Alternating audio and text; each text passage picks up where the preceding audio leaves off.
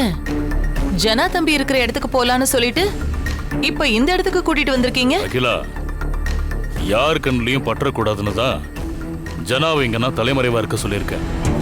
ஓ, ஏங்க, ஜனா தம்பிய ஒரு நல்ல ரெசார்ட்ல தங்க வச்சிருக்க வேண்டியது தானே. இந்த மாதிரி இடத்துலயா தங்க வைப்பீங்க?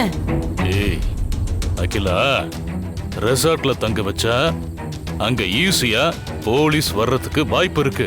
அங்க சிசிடிவி கேமரால நம்மள ரெஜிஸ்டர் ஆயிடுவோம்.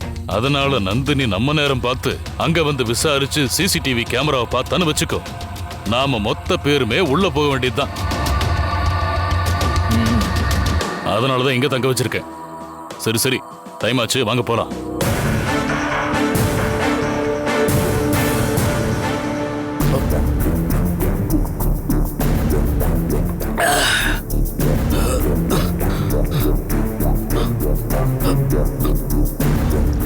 ஜனா,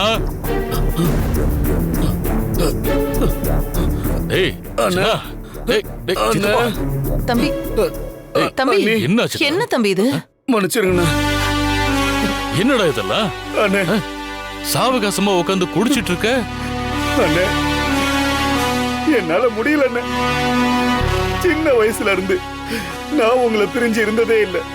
நீங்களும் என்னை விட்டு பிரிஞ்சு இருந்ததில்ல. ஆனா இப்போ உங்களை விட்டு போறத நினைச்சா மனசுக்கு ரொம்ப கஷ்டமா இருக்குண்ணே.